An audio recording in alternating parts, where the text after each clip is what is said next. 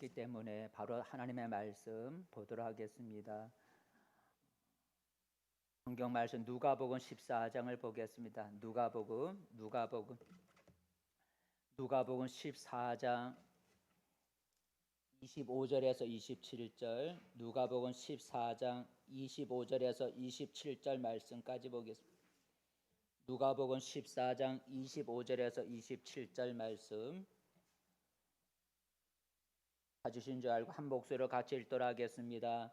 수많은 무리가 함께 갈새 예수께서 돌이키사 이르시되 무릇 내게 오는 자가 자기 부모와 처자와 형제와 자매와 더욱이 자기 목숨까지 미워하지 아니하면 능히 내 제자가 되지 못하고 누구든지 자기 십자가를 지고 나를 따르지 않는 자도 능히 내 제자가 되지 못하리라. 아멘. 할렐루야.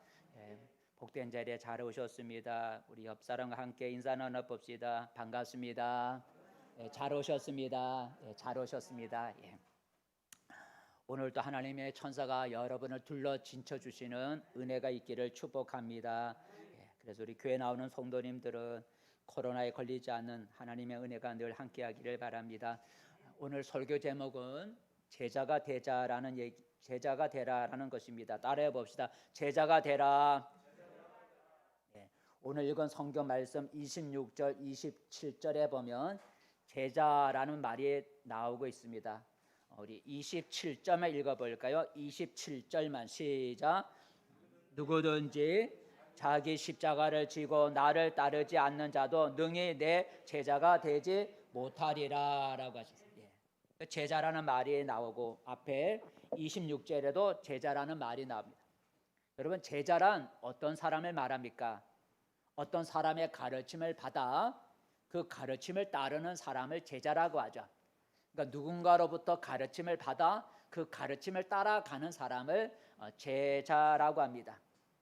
마태복음 28장 마지막 절에 보면 그 제자의 의미를 아주 명확하게 잘 말해주고 있는데 마태복음 28장 20절을 보겠습니다. 20절 맨 끝에만 시작. 내가 너희에게 분부한 모든 것을 가르쳐 지키게 하라. 이게 제자의 의미죠, 그죠? 19절에 보면 제자로 삼아라는 제자가 나오는데 제자란 누구인가? 20절에 보니까 가르쳐서 지키게 하라는 거죠. 그러니까 가르침을 받아서 지키는 자가 제자라는 거죠, 그죠? 가르침을 받아서 지키는 사람, 그 가르침을 행하는 사람이 제자다라는 얘기를 말해주고 있습니다. 오늘의 우리 기독교 교회가 큰 위기에 처해 있습니다. 외관상으로 보면 정치적으로 또 경제 또는 과학, 문화, 예술 각 분야에서 상당한 지도층들이 기독교인들입니다. 또한 대형 교회도 많고 신도의 숫자가 적지도 않고 교회의 재정도 많이 부족하지 않는 우리 한국 교회입니다. 하지만 교회는 영적으로 점점 약해지고 있습니다. 그 결과 오늘의 교회는 세상의 영향력을 많이 잃어가고 있고 도리어 비난의 소리가 많이 높아지고 있습니다. 또 얼마 전에 조사 나온 것을 보니까 교회에 대한 신뢰가 불교나 천주교보다 훨씬 떨어지고 기독교인에 대한 신뢰가 불교인이나 천주교인보다 떨어진다고 말합니다. 똑같은 종교를 가졌다고 할 때에 교회가 천주교나 불교보다 신뢰가 없고 기독교인이 예수 믿는 기독교인들이 천주교인이나 불교인보다 더 믿을 수가 없다는 그런 조사가 얼마 전에 나온 걸 볼 수가 있었습니다. 이 모든 것에 이렇게 된 가장 큰 이유가 무엇일까? 이 세상 여러 곳에 기독교 신자들이 참으로 많이 포진하고 있지만 세상의 영향 또는 세상 사람들로부터 신뢰를 못 얻고 있다는 것입니다. 가장 큰 이유가 무엇일까? 여러 가지가 이유가 있겠지만 교회의 구성원인 신자들, 하나님을 믿고 예수를 믿는다고 하는 신자들이 예수님의 제자가 되지 못하고 있기 때문에 오늘의 교회가 신뢰가 많이 떨어지고 있다고 생각할 수가 있습니다. 아까 제자란 누구라 그랬습니까? 제자는 자기 스승의 가르침을 따르고 행하는 사람이 제자라고 했습니다. 예수님을 믿는 신자들이 교인의 수준에 머물지 아니하고 예수님의 제자의 수준에 이를 때에 세상의 교회는 더 큰 영향력을 미칠 수가 있다는 겁니다. 교회를 다니지만 예수님의 제자가 되지 못하고 교회를 오고 가는 그런 교인에 머물고 있기 때문에 교인의 숫자는 많아지지만 세상의 영향력은 적어지고 도리어 비난의 소리가 커지고 있다라고 하는 것입니다. 제자가 부족하기 때문이다라고 하는 겁니다. 그래서 오늘 이 시간에는 예수님의 제자에 대해서 함께 생각해 보면서 은혜를 나누고자 합니다. 예수님이 하늘로 승천하기 직전에 모든 민족을 제자로 삼으라라고 말씀하셨습니다. 아까 마태복음의 19절 읽어보겠습니다. 시작. 그러므로 너희는 가서 모든 민족을 제자로 삼아 아버지와 아들과 성령의 이름으로 세례를 베풀고 모든 민족으로 제자를 삼으라라고 말씀하셨습니다. 누구의 제자로 삼으라는 거죠? 여기서 제자라는 말이 나오는데 누구의 제자로 삼으라는 것입니까? 예수님 자기의 제자로 삼으라는 것이겠죠. 그래서 오늘 읽은 성경, 오늘 본문 성경 27절에 보니까 내 제자라는 말을 하고 있습니다. 한번 오늘 읽은 본문 27절, 26절도 나와 있죠. 27절을 다시 한번 볼까요? 마지막 27절 말씀 시작. 누구든지 자기 십자가를 지고 나를 따르지 않는 자도 능히 내 제자가 되지 못하리라 그랬어요. 그러니까 가서 모든 민족을 제자로 삼으라고 할 때 그 제자는 누구의 제자를 말하는 거면 오늘 읽은 성경 본문에 이렇게 비추어 보면 예수님의 제자로 삼으라는 말씀이 되겠습니다. 여러분 교회를 다니는 신자, 교회를 다니는 사람을 또는 어떤 종교를 믿는 사람을 신자라고 하죠. 교회를 다니는 신자라고 해서 모두가 다 예수님의 제자라고 말할 수 없습니다. 교회를 다니는 신자는 크게 둘로 우리가 구분해 볼 수가 있는데 교인과 제자입니다. 교인과 제자는 어떻게 다를까요? 교인은 자기 생각대로 믿는 사람이지만 제자는 주님의 말씀을 따라 믿는 사람입니다. 교인은 자기 개인의 이익을 먼저 생각하지만 제자는 주님의 영광을 먼저 생각합니다. 교인은 세상의 욕심에 따라 믿음의 신앙이 흔들리지만 제자는 세상의 욕심에 신앙이 흔들리지 않습니다. 교인은 주님의 가르침을 행하지 않지만 제자는 주님의 가르침을 자기 삶에서 실천합니다. 그래서 교회 안에는 교인은 많지만 제자는 적다는 것입니다.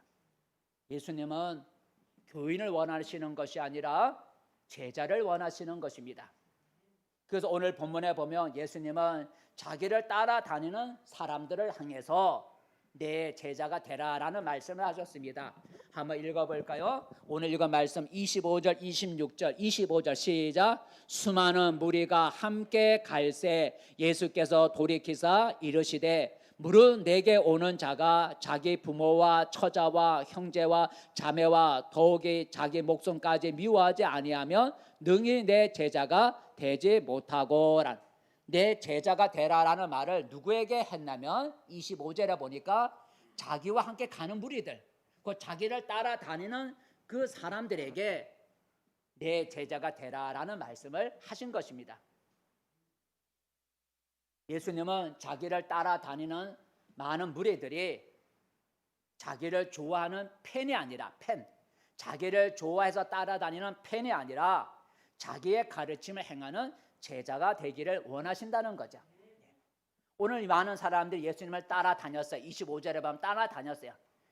예수님이 따라다니는 사람이 자기를 좋아해서 따라다니는 팬이 아니라 자기의 가르침을 행하는 제자가 되기를 원하신 거예요. 그래서 내 제자라는 말을 자기를 따라다니는 사람을 향해서 그 말씀을 하신 거예요.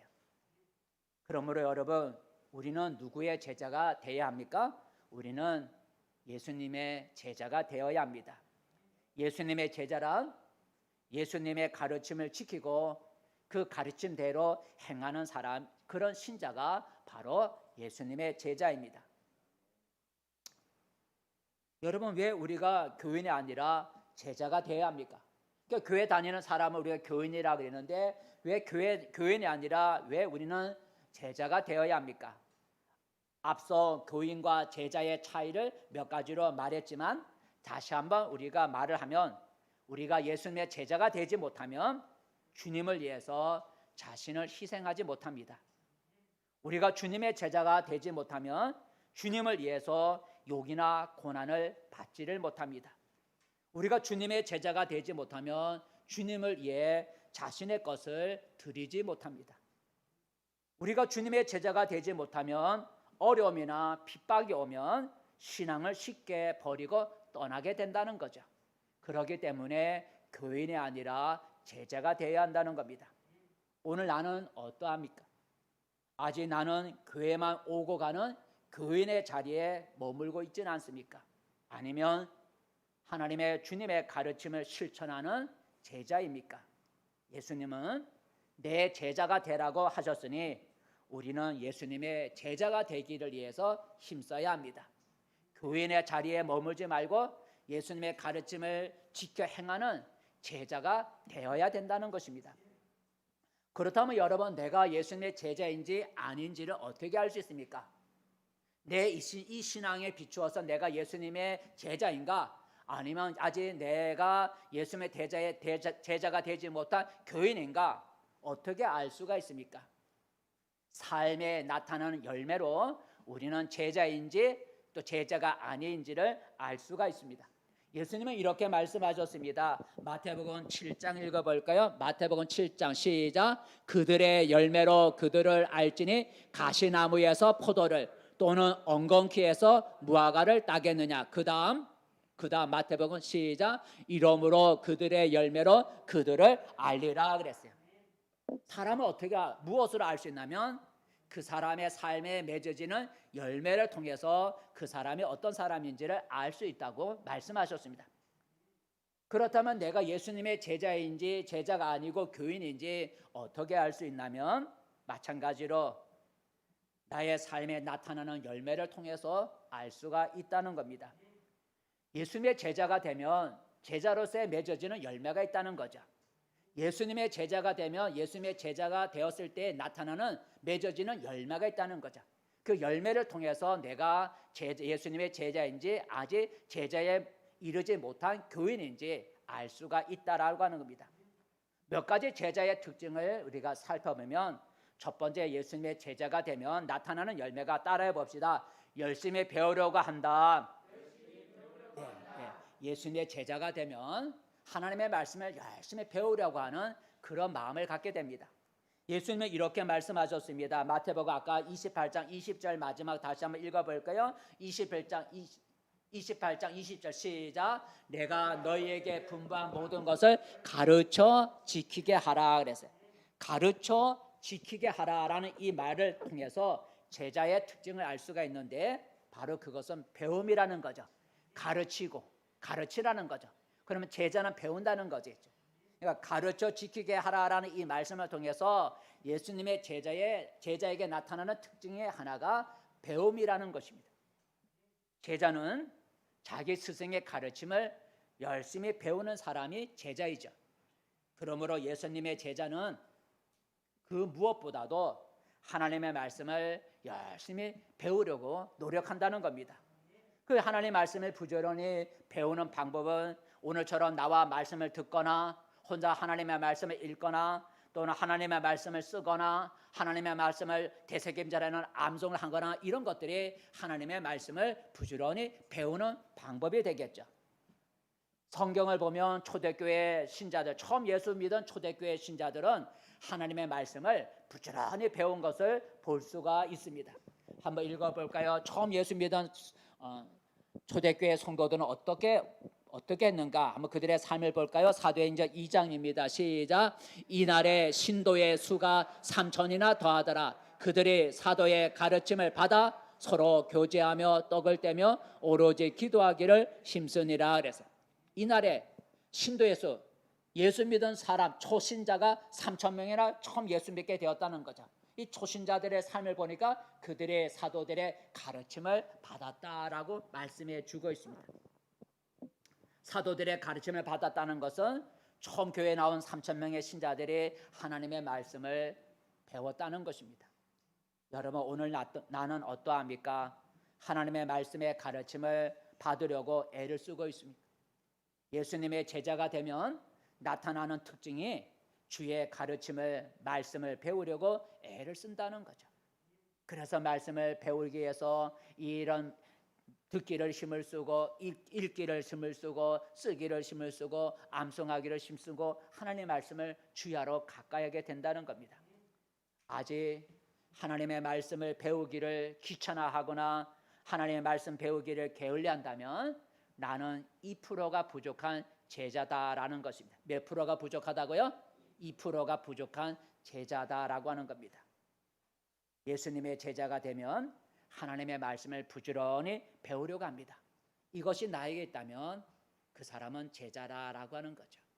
아직 이것이 내게 부족하다면 나는 제자에서 2%가 아직 부족한 제자이구나라는 것을 우리가 알아야 합니다. 두 번째, 여러분, 예수님의 제자가 되면 나타나는 삶의 열매, 어떤 열매가 나타날까 따라해 봅시다. 예수님을 전하게 된다. 예수님은 이렇게 말씀하셨습니다. 아까 마태복음 28장 합시다 하지만 마가복음 16장에도 예수님이 이렇게 말씀하셨습니다. 시작.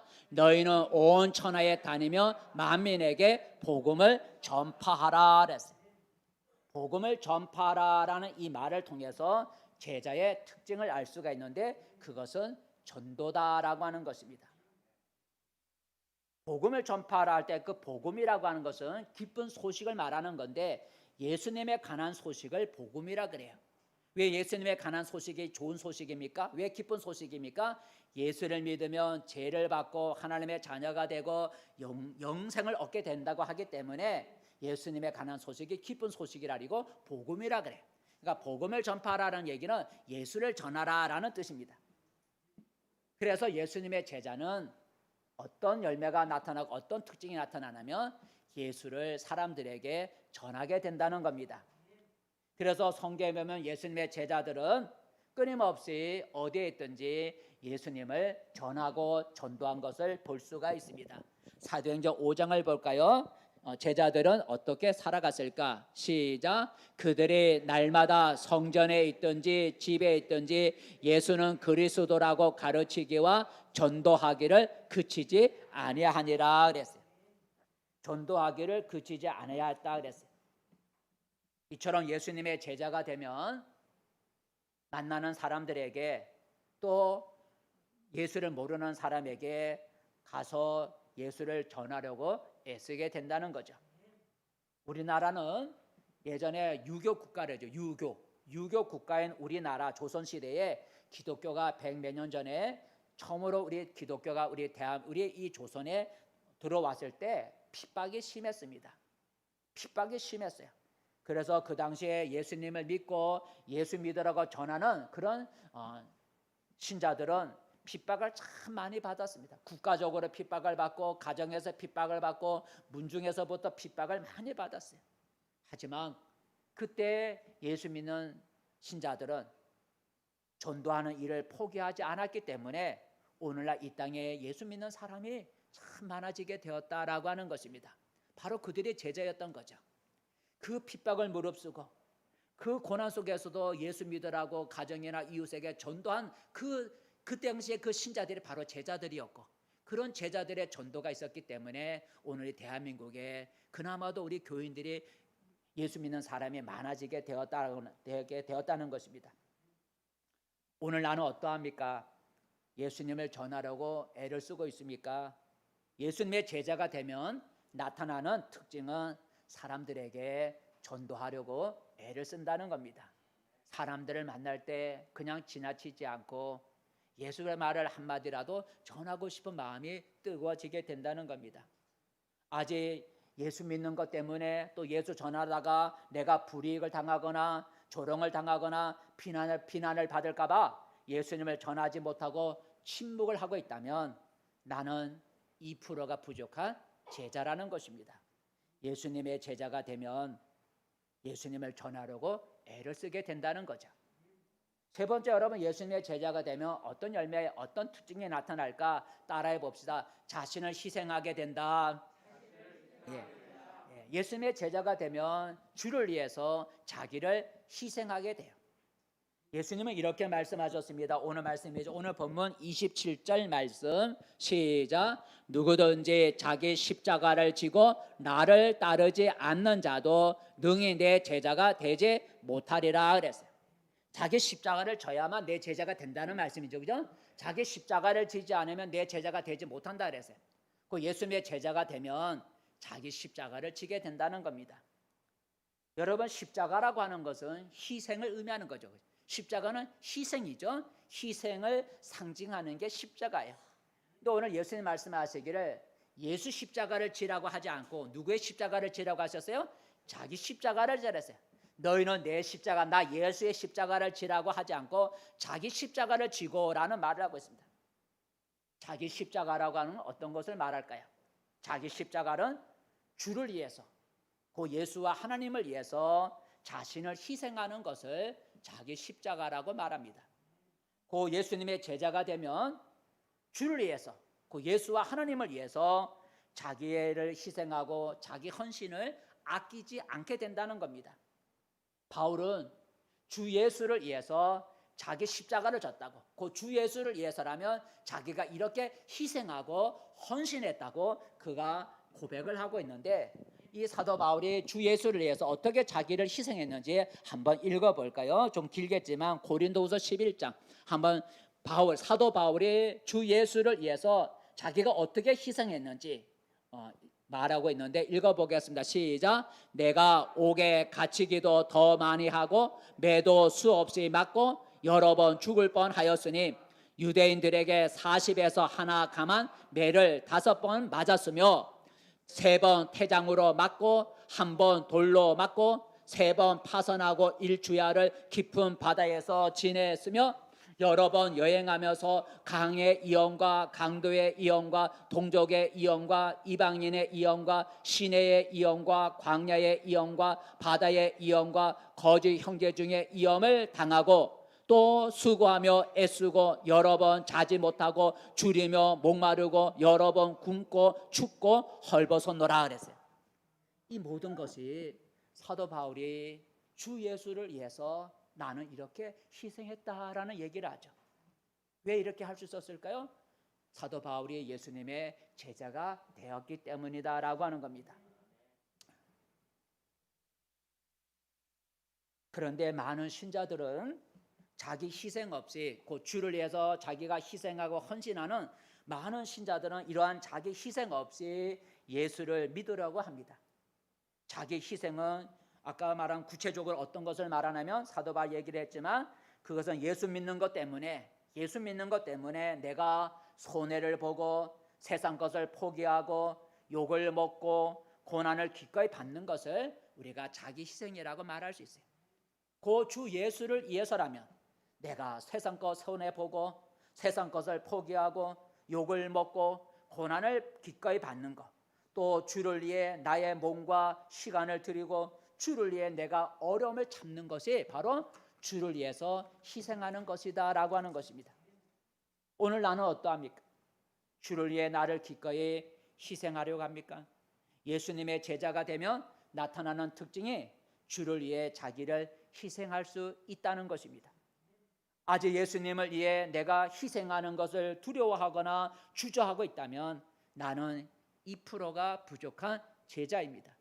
예수님의 제자가 되면 주를 위해서 자신을 기꺼이 희생하려고 합니다. 네 번째, 여러분, 예수님의 제자가 되면 어떤 열매가 나타날까? 어떤 특징이 있을까? 따라해 봅시다. 자기를 포기합니다. 자기를 포기한다. 네, 자기를 포기한다는 거예요. 예수님은 이렇게 말씀하셨습니다. 오늘 본문 읽지 않았지만 밑에 보면 14장 33절에 예수님이 이렇게 말씀하셨습니다. 33절 시작. 이와 같이 너희 중에 누구든지 자기의 모든 소유를 버리지 아니하면 능히 내 제자가 되지 못하리라 그랬어요. 그러니까 예수님의 제자가 되려면 자기의 모든 소유를 버려야 된다는 거죠. 자기의 모든 소유를 버려야 내 제자가 된다라고 하는 말씀입니다. 모든 소유를 버린다고 하는 것은 포기한다는 거죠. 주를 위해서라면 세상에 가진 소유를 포기한다는 거예요. 그래서 예수님은 이렇게 말씀하셨죠. 마가복음 19장 읽어볼까요? 마태복음 19장 29절 시작. 내 이름을 위하여 집이나 형제나 자매나 부모나 자식이나 존토를 버린 자마다 여러 배를 받고 또 영생을 상속하리라 라고 하셨습니다. 이게 세상의 소유죠. 세상의 소유, 집이나 사람이나 존토나 이런 것들이 세상의 소유라고 하는 거죠.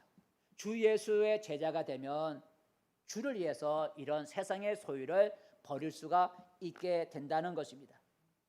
곧 지금을 하면 주 예수를 위해서라면 세상의 권세도 버릴 수도 있고, 주 예수를 위해서라면 명예도 버릴 수가 있고, 주 예수를 위해서라면 재물도 버릴 수 있는, 이게 바로 제자다라고 하는 겁니다. 그래서 아까 말한 사도 바울은 주를 위해 세상 것을 포기하는 것을 이렇게 말을 했는데 읽지 않겠습니다. 여러분, 오늘 나는 어떠합니까? 예수님을 믿고 따르기 위해서 세상 것을, 세상에 가진 소유, 집이나 존토나 사람, 이런 세상에 가진 것을 포기할 수 있습니까? 예수님의 제자가 되면 나타나는 특징은 주를 위해서라면 세상 것을 포기할 수 있다는 것입니다. 아직 주를 위해 세상 것을 버리거나 포기할 수 없다면 나는 2%가 부족한 제자입니다. 예수님의 제자가 되면 주를 위해서라면 자신의 세상적인 이러한 소유를 포기할 수 있게 된다라고 하는 것입니다. 마지막, 여러분, 예수님의 제자가 되면 어떤 삶에 어떤 열매가 나타날까? 어떤 특징이 있을까? 따라해 봅시다. 예수님을 닮아간다. 예수님의 제자가 되면 자기의 우리의 스승 되시는 예수님을 닮아가게 된다는 거죠. 예수님은 이렇게 말씀하셨습니다. 요한복음 13장 읽어볼까요? 시작. 내가 너희에게 행한 것 같이 너희도 행하게 하려 하여 본을 보였노라 그랬어요. 너희도 행하게 하려 하여라는 이 말을 통해 제자의 특징을 알 수가 있는데, 행하게 하여라는 말은 닮는다는 거죠. 예수님의 제자는 우리의 스승 되시는 예수님을 닮아간다는 거죠. 이게 예수님의 제자라는 거죠. 예수님의 제자들에게 어떤 본을 보였다고 하셨어요. 예수님의 제자들에게 어떤 본을 보여주신 것은 자신이 행한 대로 제자들도 그렇게 행하게 하기 위해서 본을 보였다는 거죠. 그러기에 예수님의 제자는 예수님이 보여주신 삶을 닮아가게 된다는 것입니다. 예수님의 제자는 말이 아니라 삶으로서 예수님의 모습을 보여주는 것입니다. 예수라면 어떻게 할 것인가라는 책이 여러 번 예전에 있었습니다. 저도 읽은 지는 좀 오래됐지만 그 예수라면 어떻게 할 것인가라는 책이 있습니다. 그 책을 쓴 사람이 찰스라고 하는 목사님인데, 그 책에 보면 그 찰스 목사님이 자기 교회 성도들하고 한 가지 약속을 했어요. 어떤 약속을 했냐면, 예수라면 어떻게 할 것인가라는 책에 그 저자 목사님이 자기 성도들과 한 가지 약속을 했는데, 지금부터 1년 동안 무슨 일을 하든지 무엇을 행하든지 예수님이라면 어떻게 하셨을까를 생각하면서 그대로 행해보자라는 겁니다. 지금부터 1년 동안 무슨 일이든지 또는 어떤 일을 하든지 예수님이라면 이것을 어떻게 하셨을까라고 생각해 보면서 예수님이 하셨을 것 같은 그런 삶을 한번 살아보자고 하는 거죠. 예수님이라면 행하셨을 그 모습을 생각하면서 예수님이 행하셨을 그 모습을 우리도 한번 행해보자. 예수님 한번 삶을 닮아가 보자는 거죠. 그렇게 약속을 했답니다. 그러면서 그 책에 보면 예를 들어서 예수님이 성가대원이라면 어떻게 했을까? 또 예수님이 아이들을 가르치는 교사라면 어떻게 하셨을까? 또 예수님이 기업의 사장이라면 어떻게 행하셨을까? 예수님이 어떤 기업에 일하는 노동자라면 어떻게 행하셨을까? 예수님이 가정주부라면 어떻게 했을 것이고, 예수님이 나처럼 억울한 일을 당했을 때 예수님은 어떻게 행하셨을까? 예수님이 나처럼 미움을 받고 있다면 어떻게 행하셨을까? 예수님이 장사를 하신다면 어떻게 행하셨을까? 그리고 예수님이 행하셨을 그 모습대로 한번 행해보자는 거죠. 그렇게 1년 동안 해보자는, 그게 쉽겠어요, 그죠? 그게 쉽겠어요? 하지만 처음에는 그 일이 너무 힘들고 낙심될 때도 많았지만 점차 시간이 지날수록 많은 성도들이 그 일에, 그 예수님이라면 어떻게 하셨을까 하는 그 일에 동참하게 되었고, 그 일에 동참한 많은 성도들은 예수님의 사랑을 체험하게 되었다고 합니다. 그리고 이 운동이 미국 전역에 퍼져나가게 되었다고 합니다. 여러분, 오늘 나는 어떠합니까? 나의 모든 삶 속에서 예수님을 닮아가고 있습니까? 예수님의 제자가 되면 나타나는 특징이 예수님의 삶을 닮아간다는 것입니다. 아직 예수님이 행하셨을 삶을 닮아가지 못하고 있다면 나는 2%가 부족한 제자입니다.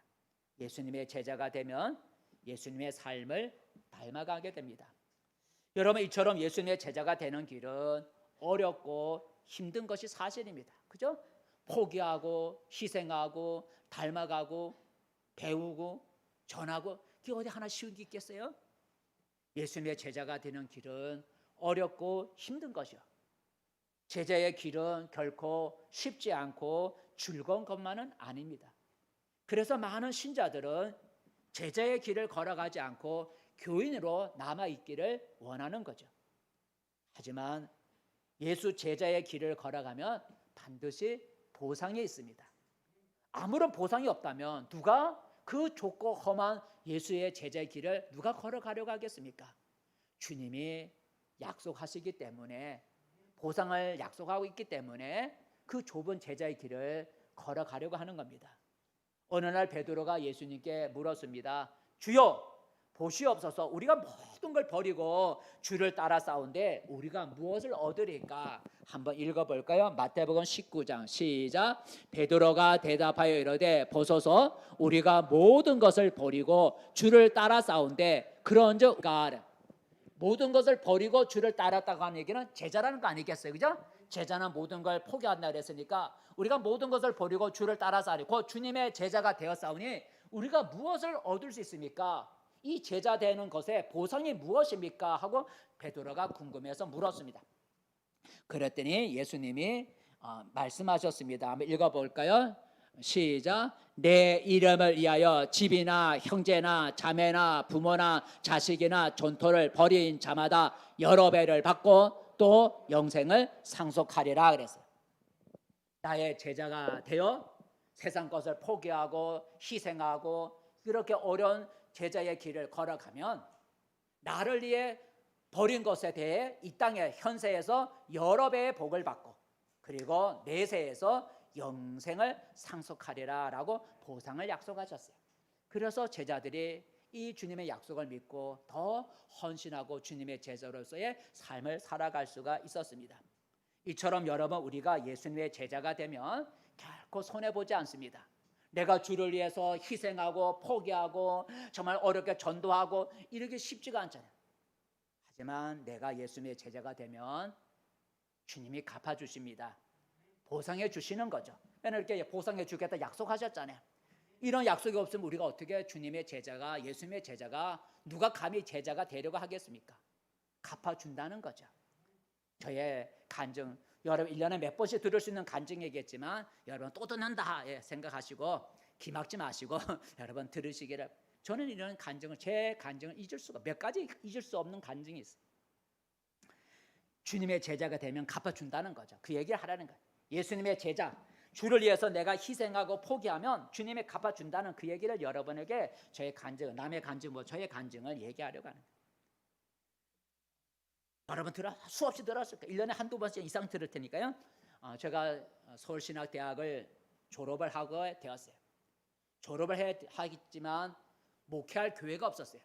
여러분 대학을 졸업한다고 여러분 취직 어디 직장에 여러분 금방 생기는 겁니까? 대학을 졸업해도 자기가 직장 다니기 위해서 원서를 넣어야 되잖아요. 그죠? 신학대학도 마찬가지. 여러분 신학대학 졸업하면 그냥 교회가 생기는 게 아니에요. 자기가 교회 할 수 목회할 곳을, 교회를 찾아다녀야 되는 거예요. 어디 빈 교회가 있는가 찾아가 봐야 되는 거예요. 그리고 거기다 이력서를 넣고 경쟁이 많으면 거기서 제비 뽑기 해갖고 뽑혀야 되는 거예요. 저는 이제 부모님이 감리교 신자고, 저는 성결교회인데 감리교 신자고, 그리고 성결교회에서 아무것도 없고, 제 친척이 성결교회 목회자도 없고, 그러니 누가 저를 도와줄 사람이 아무도 없는 거예요. 부모님이 교파가 다르니 교단에 다르니 도와줄 뭐 부모님이 그렇다고 뭐 능력 있는 분도 아니지만 뭐 교단에 다르니까 저를 도와줄 수도 없고, 제가 아는 친척 가운데 성결계 목회자 한 분, 목사님 한 분도 없는 것이고, 저 혼자 학교를 졸업했지만 목회할 교회를 찾아다녀야 되니까 막막한 거야. 경험도 없어요. 뭐 어떻게 해야 되는지, 교회가 어디 있는지, 어떻게 하는지 아무것도 모르는 거야. 지도해 주는 사람이 없으니 답답하잖아요. 그래서 시간을 벌기 위해서 대학원을 먼저 진학을 했어요. 대학원 2년 3년을 하면 시간을 벌 수가 있잖아요. 그러니까 대학을 먼저 진학해놓고 그리고 교회를 찾아보자. 교회를 못 찾으면 대학원 2년을 다니면서 다시 하면 되니까. 지금 대학원 지금은 3년이지만 그냥 2년째가 있었으니까. 그래서 대학원을 진학해놓고 그리고 교회를 찾기 위해서 2월달 졸업하는 2월 초에 저 충청도 그 기도원 이름도 몰라, 어머니가 딱 한 번 가본 적이 있는 그 충청도 산꼭대기, 아주 산꼭대기에 조그마한 교회 기도원에 있었어요. 그 기도원에 할머니 여자 전사에 혼자 있었어요. 근데 제가 어머니하고 거기를 한 번 가봤기 때문에 그걸 찾아서 기억해서 혼자 2월 초에 그 산꼭대기에 있는 그 작은 기도원을 찾아갔어요. 그리고 할머니 전도사하고 전도사님하고 저하고 둘이서 지내게 됐어요.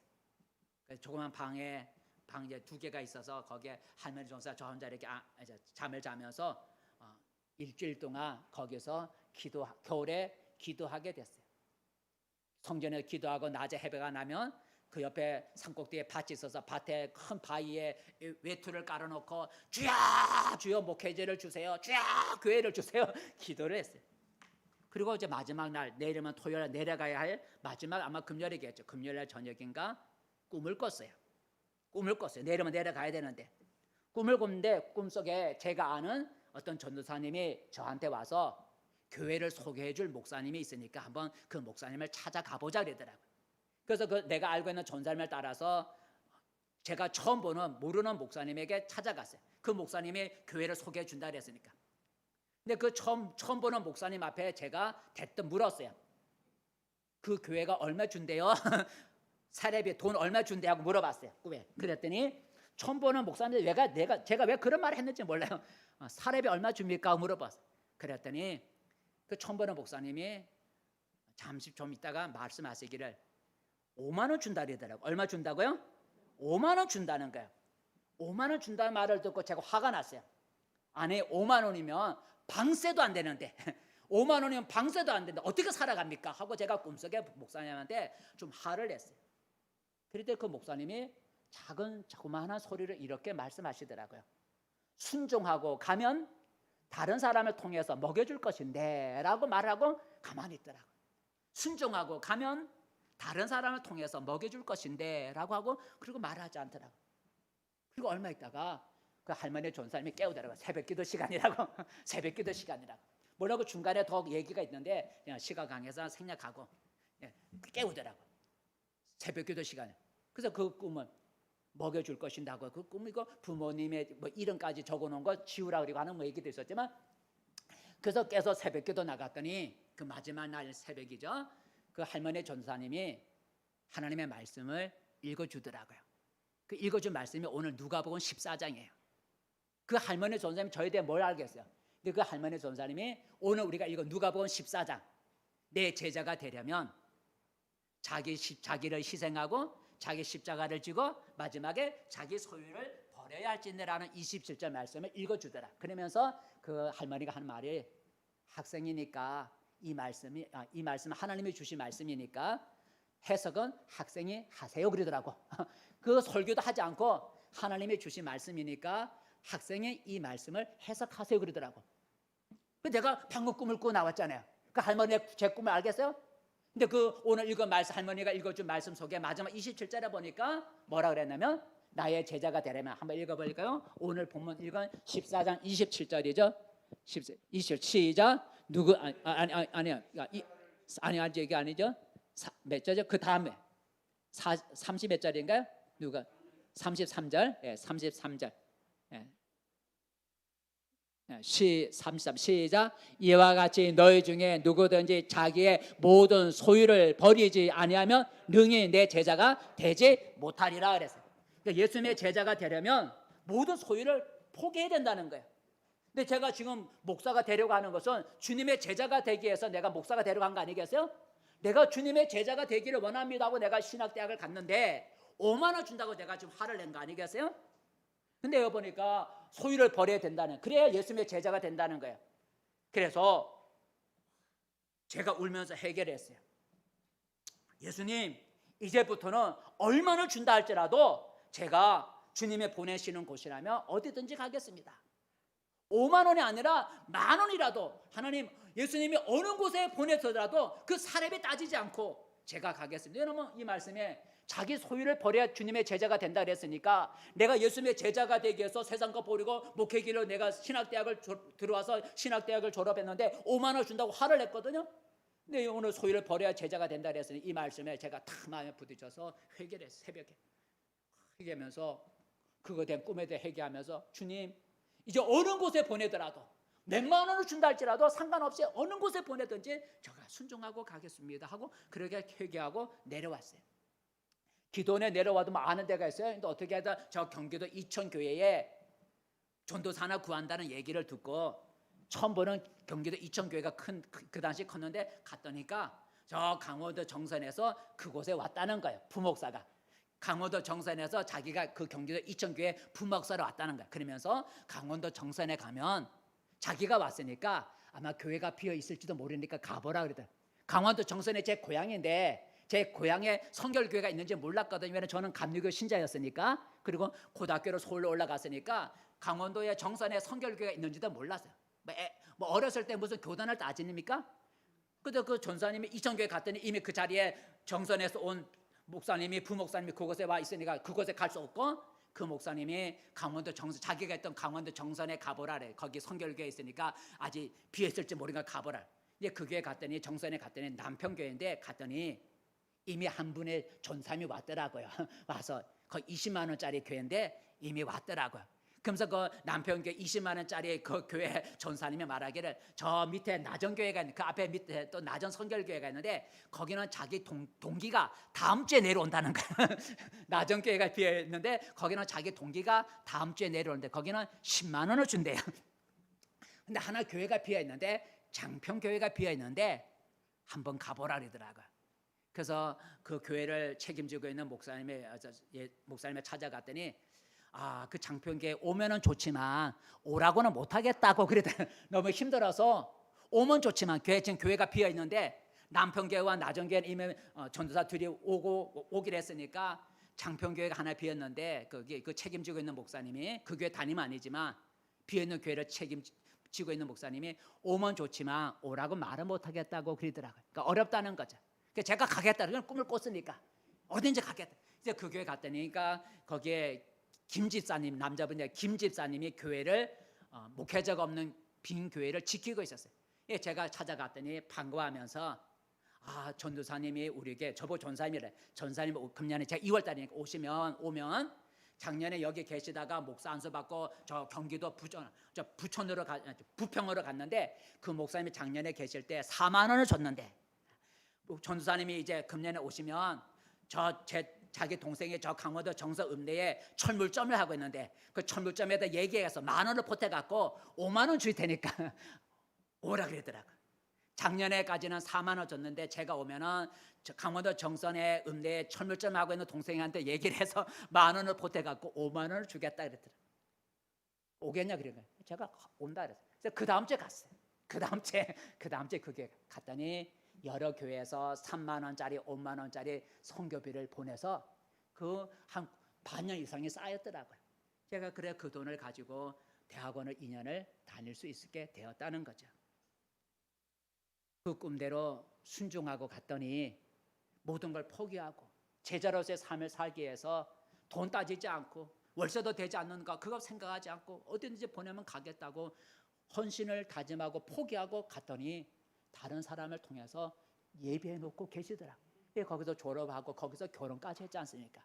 그 교회에서 그 교회에서, 어려운 교회에서 배 타고 건너가는 그 교회에서 결혼까지 했어요. 여러분, 하나님이 보상해 준다는 것입니다. 말씀을 맺습니다. 성도 여러분, 이 땅의 기독교 신자는 참으로 많습니다.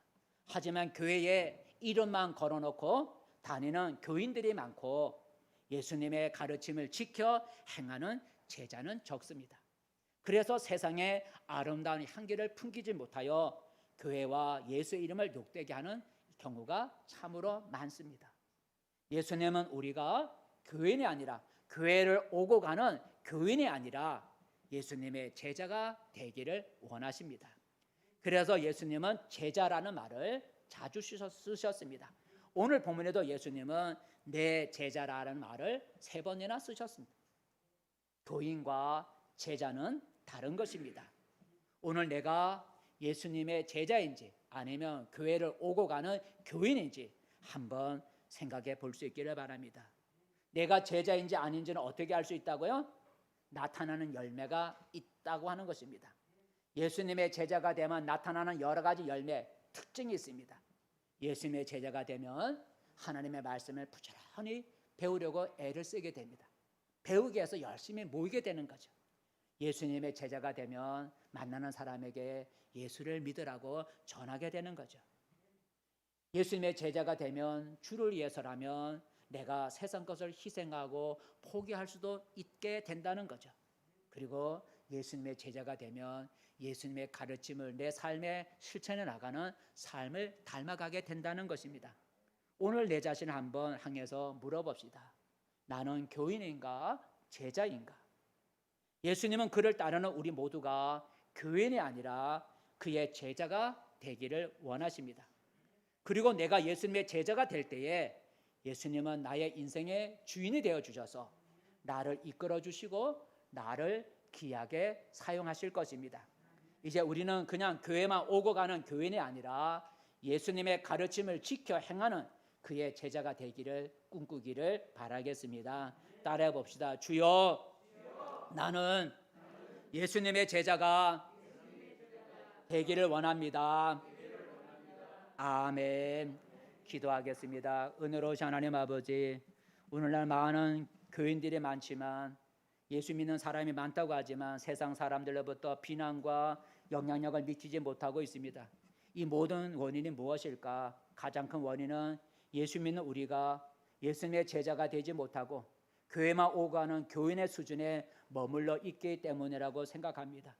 이제 내 자신을 돌아보면서 나는 교회 이름을 두고 교회만 오고 가는 교인인지 아니면 예수님의 제자인지 한번 우리 자신을 점검해 볼 수 있게 도와주시옵시고, 내가 아직 제자의 수준에 2%가 부족한 제자라고 한다면 마지막 2%를 채워 예수님의 온전한 제자가 되게 도와주시고, 그래서 예수님이 제자가